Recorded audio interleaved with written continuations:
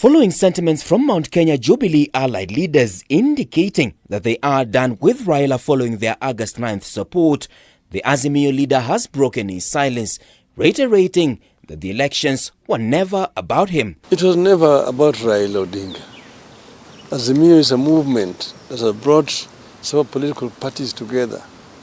They share certain ideology and a common vision, what Azimio want to do, and you saw our manifesto. So it is not about Raila. It was not meant to reward Raila.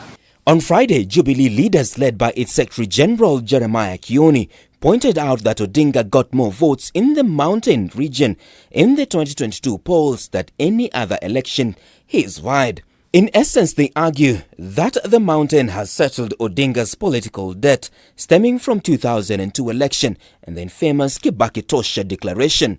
Odinga, who for the first time spoke on the wrangles inside Azimio party, is dismissing allegations of disharmony in the opposition coalition. There's nothing in Azimio at all. It's a storm in a teacup, okay?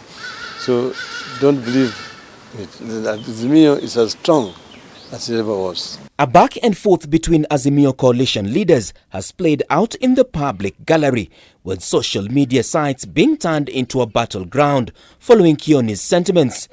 Nairobi Senator and ODM Secretary General Edwin Sifuna was quick to downplay Kioni's assertions by claiming that Jubilee failed to deliver the 40% Mount Kenya votes they promised to bring to the Azimio basket.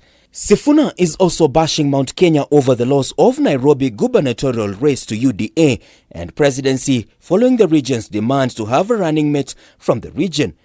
But Mount Kenya leaders argue that Odinga's backyard of Nyanza failed to turn out in large numbers, thus costing him the presidency. But as you know, we have said that we never lost the elections. Never lost elections. Okay? So I don't understand what these people are talking about. Okay? The jury is still there. And watch this space. Okay?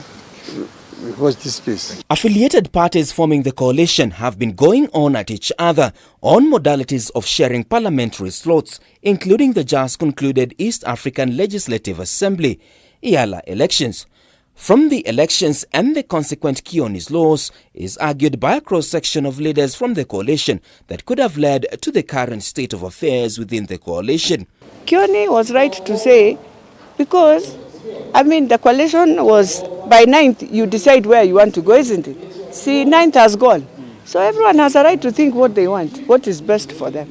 Last week, Deputy President Rigathi Gachagua, who has been camping in Mount Kenya, urged the Jubilee leaders to join him in William Ruto's government under his leadership. The DP also alluded to having convinced Mount Kenya leaders to back Kanini Kega's EALA bid last week as a way of standing with their own. So tutapanga. Hata huyu Sabina Chege mtu ya Jubilee tutaweka fertilizer kuja sawa sawa.